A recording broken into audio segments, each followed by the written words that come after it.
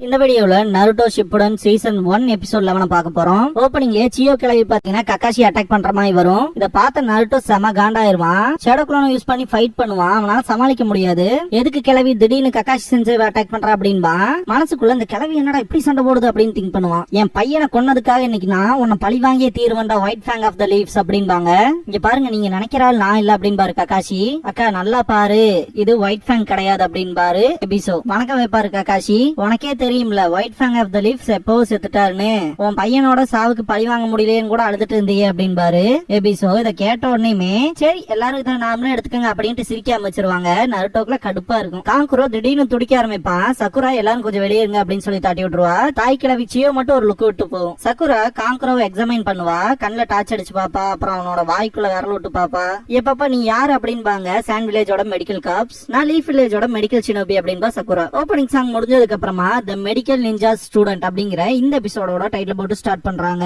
Sakura காங்குரோவை examine பண்ணிட்டு கண்டிப்பா heavy metal based டாக்ஸினை தான் யூஸ் பண்ணிருக்காங்க. இது மசில்ஸ்ல இருக்க செல்ஸை டெஸ்ட்ராய் பண்ணும். சியோ ஷாக் ஆவாங்க. ஜஸ்ட் ஒரு லுக்ல பார்த்ததுக்கே இந்த அளவுக்கு சொல்றியா அப்படின்ட்டு ஷாக் ஆவாங்க மெடிக்கல் ஷினோபிஸ். மெடிக்கல் ரெக்கார்ட் காங்குரோவோட இருக்கான்னு சொல்லி சக்குரா கேட்டு வாங்குவா. அந்த ரிப்போர்ட்ல பாத்தீங்கன்னா பாய்சனோட இன்கிரீடியன்ஸோட லிஸ்ட்லாம் இருக்கும். கொஞ்சம் கொஞ்சம் ஸ்பேசஸ் இருக்கும் இங்க அங்கன்னு சொல்லி அப்படின்னு சொல்லிட்டு கொடுப்பான். சக்குரா வந்து இதுக்கு முன்னாடியே சொல்லிருப்பா இல்லையா, மசில்ல இருக்க செல்ஸை டெஸ்ட்ராய் பண்ணணும்னு. ஹார்ட்டுமே பாத்தீங்கன்னா மசில் தான். அந்த வகையில ஹார்ட் வந்து எந்த நேரம் வேணா ஸ்டாப் ஆகிறதுக்கான வாய்ப்பு இருக்கு. நம்மளால கரெக்டான டைம்க்கு ஆன்டிடோட் ப்ரிப்பேர் பண்ண முடியுமாங்கிறதே சந்தேகங்கும் போது டெமாரில ரொம்ப ஷாக் ஆவா. ஒன்னாலும் கூட முடியாதான்ட்டு. இந்த பாயிண்ட்ல சக்குரா நான் சொல்ற இன்கிரீடியன்ஸ் எல்லாம் உடனே கொண்டு வாங்க அப்படின்பா. இது ரொம்பவுமே மோசமான ட்ரீட்மெண்ட், இருந்தாலுமே இப்ப வேற வழி இல்ல அப்படின்பா. அக்காட்சுகி அவங்களோட ப்ரொசீஜர் எல்லாம் பண்ணிருப்பாங்க இல்லையா, அவங்க பாத்தீங்கன்னா காராவோட உடம்புக்குள்ள இருக்க ஷுகாக்குவோட சக்கராவை எக்ஸ்ட்ராக்ட் பண்ண ஆரம்பிச்சிருவானுங்க. காரா பயங்கரமா கத்துவான். சக்குரா ட்ரீட்மெண்ட்க்கு தேவையான பொருள் ரெடி பண்ணிட்டு அவனை நல்லா புடிச்சுக்கங்க, இந்த ஆபரேஷன் ஒன்னும் நார்மல் கிடையாது அப்படின்பா. இந்த ஒரு ட்ரீட்மெண்ட்டை பாய்சன் எக்ஸ்ட்ராக்ஷன் ஜுட்ஸு அப்படின்பாங்க. ஒரு பர்சனோட உடம்புல அதிகமான பாய்சன் இருக்கும் போது அவனை ஹீல் பண்றதுக்காக யூஸ் பண்ற டெக்னிக். காங்குரோட ஹார்ட்ல தான் ஆபத்து இருக்கு அப்படின்னா இல்லையா, சோ அதனால செஸ்ட் பார்ட்ல வைப்பா. இது கொஞ்சம் இன்சிஷன் டைப்புங்க பாத்தீங்கன்னா வலி தாங்க முடியாம முன்னாடி வருவான். அவனை திரும்ப ஹோல்ட் பண்ணுவாங்க. டைட்டா புடிச்சுக்கங்க அப்படின்ட்டு அவளோட சக்கரா யூஸ் பண்ணி அந்த ஃப்ளூயிட உள்ள விடுவா. அவன் ஹார்ட்ல இருக்க பாய்சன்ஸ பாத்தீங்கன்னா சர்ஃபேஸ்க்கு வர வச்சு எக்ஸ்ட்ராக்ட் பண்ணிடுவா. இத பார்த்து எல்லாருமே ஷாக் ஆவாங்க. இது அந்த பாய்சனான்னு கேப்பா டமாரி. ஆமான்ட்டு அந்த பாய்சனை அந்த பக்கெட்ல போட்டுட்டு இன்னும் கொஞ்சம் மெடிக்கல் ஃப்ளூயிட கேப்பா. பக்கத்தால இருக்கவன் சக்குராக்கு வேர்க்குதுன்னு தொடச்செல்லாம் விடுவான். திரும்ப ஆபரேஷன் பண்ணுவா. நருட்டோ அந்த கிளவி சொன்னா ஒயிட் ஃபேங் யாருன்னு சொல்லிட்டு கக்காஷி கிட்ட கேப்பான். எப்படி சொல்றது, எப்படி சொல்லாமா, ஒரு வார்த்தையில சொல்லணும்னா அவர் என்னோட அப்பா அப்படின்பாரு கக்காஷி. சியோ ரொம்பவுமே ஷாக் ஆயிட்டு நீ ஒயிட் ஃபேங்கோட பையனான்னு கேட்பாங்க.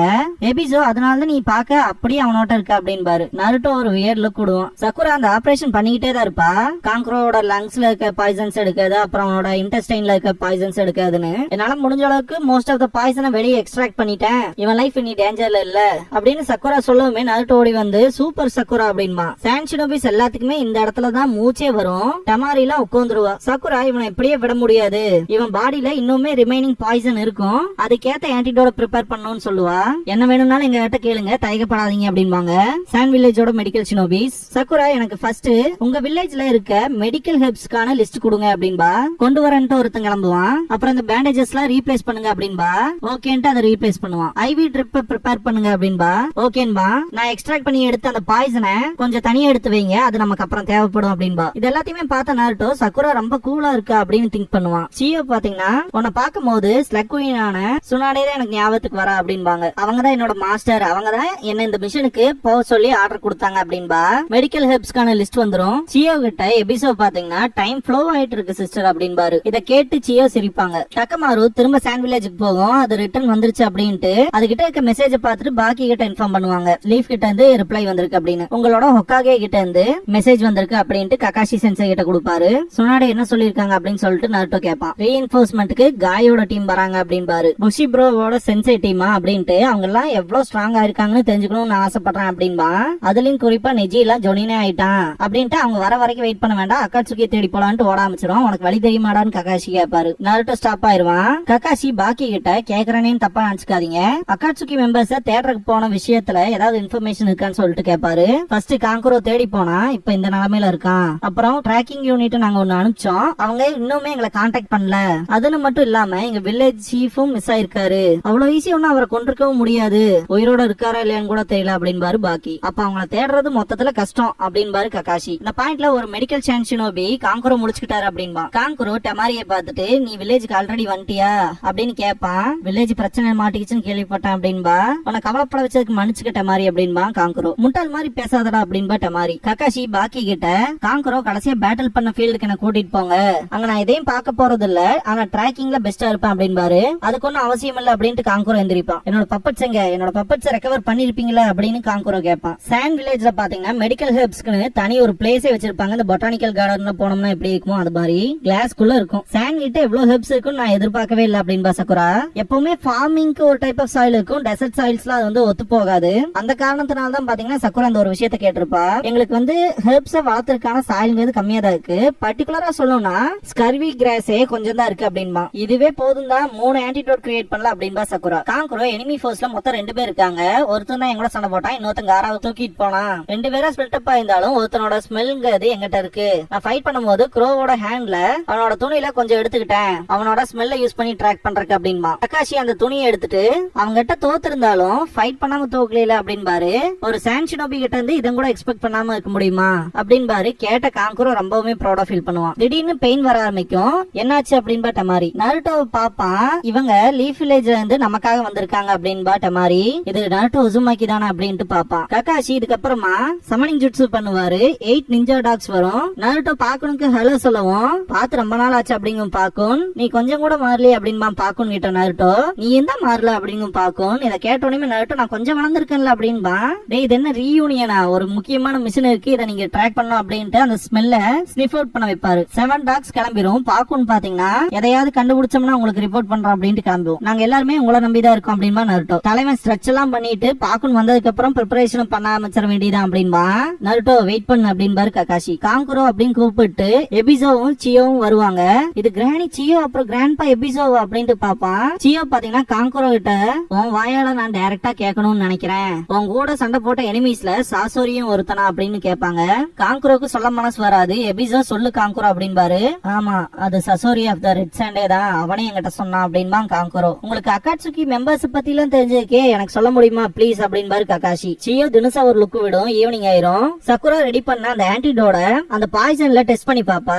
ஒர்க் அவுட் ஆயிருக்கும். அடுத்த செகண்டே பாத்தீங்கன்னா அதை காங்குரோக்கு கொடுத்துருப்பா. ஒரு துளி விடாம குடிச்சிரு ஃபுல்லா அப்படின்பா. பயங்கரமா இரும்புவான். உனக்கு ஃபுல்லா கியூர் ஆயிரும். நீ பண்ண வேண்டியதெல்லாம் படுத்து ரெஸ்ட் எடுக்க வேண்டியது மட்டும்தான். உன்னோட உணர்ச்சி இல்லாத தன்மையும் சீக்கிரம் போயிடும் அப்படின்பா சக்குரா. பாக்கி நீங்க ரொம்ப தூரம் டிராவல் பண்ணி வந்திருப்பீங்க, நீங்க ரெஸ்ட் எடுக்கிறதுக்கான ரூம்ஸ் நாங்க ரெடி பண்ணி வச்சிருக்கோம் அப்படின்பாரு.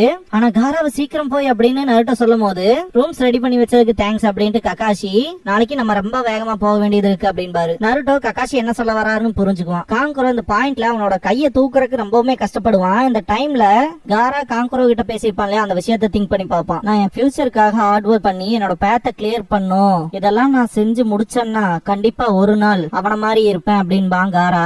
இதுக்கு முன்னாடி பாத்தீங்கன்னா காங்குரோவுக்கும் காராவுக்குமான ரிலேஷன்ஷிப்ங்கிறது பெருசா இருந்திருக்காது. லூசர்ஸ்ல எனக்கு ஆர்டர் கொடுக்க கூடாதுன்னு சொல்லி சண்டை இழுத்திருப்பான். காங்குரோ சட்டை பிடிச்சிருக்கும் போதெல்லாம் நீங்க எல்லாம் எனக்கு சிப்ளிங்ஸா இருக்காது, எனக்கு கேவலம் தான், என் வழியில குறுக்க வந்தா கொன்றுவேன் அப்படின்னு இருப்பான். அதை திங்க் பண்ணி பார்த்துட்டு திரும்ப காரா காங்குரோ கிட்ட பேசினதை திங்க் பண்ணி பார்ப்பான். ஆனா அவன் அந்த பாண்ட்ஸ பத்தின புரிதலை எனக்கு கொண்டு வரக்கு ரொம்பவுமே கஷ்டப்பட்டான். எனக்கு தெரிஞ்சு நான் அதை முழுசா புரிஞ்சுக்கிட்டேன். வாழ்க்கையில இருக்க கஷ்டம், சோகம், சந்தோஷம் எல்லாத்தையுமே நம்ம மற்றவங்களோட ஷேர் பண்ணணும்னு நருட்டோ உசுமாக்கி அவங்க கூட சண்டை போடும் போது தான் நான் அதை கத்துக்கிட்டேன். என்ன மாதிரியே கஷ்டங்களை அனுபவிச்சிருக்கான். என் லைஃபோட பாத்த சேஞ்ச் பண்ண முடியும்னு அவன் தான் எனக்கு கத்து கொடுத்தான் அப்படின்னு சொல்லிருப்பான். அந்த விஷயத்த திங்க் பண்ணி பார்த்துட்டு காங்குரோ என் தம்பியை காப்பாத்து நருட்டோ அப்படின்பா.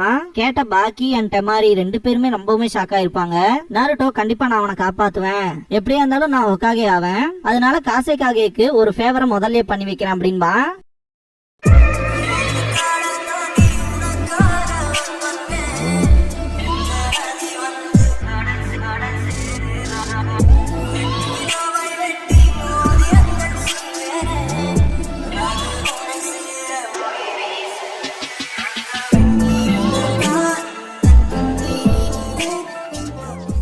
க்ளோசிங் சாங் முடிஞ்சதுக்கு அப்புறமா பாத்தீங்கன்னா டெமாரி ஒவ்வொருத்தங்களுக்கும் ஒரு எய்ம் இருக்கணும். அந்த வகையில கிரானி சியோ உங்களோட ஹாபிஸ் என்னன்னு சொல்லி கேட்கும்போது ஃபிஷிங் பண்ணுவேன் அப்படின்பாங்க.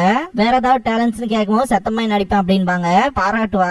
எது உங்களை வருத்தப்பட வைக்குதுன்னு கேட்கும்போது என் கிராண்ட் சைல்டோட ஃபியூச்சர் அப்படின்பாங்க. அவனா நான் மட்டும் தான் பனிஷ் பண்ணுவேன் அப்படின்பாங்க. நெக்ஸ்ட் டைம் த ரிட்டையர்ட் கிரானிஸ் டிட்டர்மினேஷன் அப்படிங்கிற எபிசோட பார்க்க போறோம் அப்படின்பா நருட்டோ. இதுக்கப்புறமா நிஞ்சா ஸ்கூல் ஸ்பெஷல் கிளாஸ்ங்கிற டைட்டில் போடுவாங்க. டெமாரி லீஃப் வில்லேஜ் வந்து இவங்களுக்கு அலையன்ஸ் தானே, அதனால இவங்களோட ஜுட்ஸோ சொல்லி தரப்போதா சொல்லுவா. காங்குரோ அவனோட பப்பட் ஜுட்ஸோ சொல்லி தருவான். டெமாரி இந்த விஷயத்தை எக்ஸ்பிளைன் பண்ணுவா. இந்த பப்பட் ஜுட்ஸோ யூஸ் பண்றவங்களோட ஃபிங்கர் டிப்ல இருந்து சக்கரா எக்ஸ்டெண்ட் ஆகும். அதை யூஸ் பண்ணி தான் பப்பட்ஸ மேனிபுலேட் பண்றாங்க. அப்படிங்கும் போது காங்குரோ வந்துட்டு அவனோட 3 பப்பட்ஸ் இன்ட்ரோடியூஸ் பண்ணி வைக்கிறான் அப்படின்பா. க்ரோ யூஸ் பண்ணி அட்டாக் பண்ணுவேன், சாலமண்டரை யூஸ் பண்ணி டிஃபென்ஸ் பண்ணுவேன், அப்புறம் பிளாக் கேண்ட யூஸ் பண்ணி எனிமிஸை கேப்சர் பண்றதுக்கும் செக்யூர் பண்றதுக்கும் யூஸ் பண்ணுவேன். பிளாக் கேண்ட் அப்புறம் க்ரோ வச்சு கம்பைன்டா நான் பண்ற டெக்னிக்கை வந்து அயன் மேடன் சொல்லுவேன். இந்த ஜுட்ஸு எல்லாம் பண்ணும்போது பாக்குறக்கே ஒரு தைரியம் வேணும் அப்படின்பா. உண்மையாலுமே எஃபெக்டிவான ஜுட்ஸு தான், ஆனா பாக்கதான் கொஞ்சம் பயமா இருக்கும் அப்படின்பட்ட மாதிரி. ஏன்னா பயமா இருக்கா, என்னோட பப்பட்ல இருந்து வர அந்த பாய்சன் எல்லாம் பாக்குறக்கே அழகா இருக்கும் அப்படின்பா. நீ இப்படி பேசுறத பார்த்தாதான்டா இன்னுமே பயமா இருக்கு, இதனாலதான் உனக்கு ஃப்ரெண்ட்ஸே இல்ல போல இருக்கு அப்படின்பட்ட மாதிரி. இன்னைக்கான லெசன் முடிஞ்சிச்சுன்னு சொல்லவும் காங்குரோ அவனோட பப்பட்டை வச்சுட்டு நீ என்னோட ஃப்ரெண்டு தானே படி அப்படின்னு கேட்பான். தலையாட்டும். இதோட இந்த எபிசோட் முடியுது.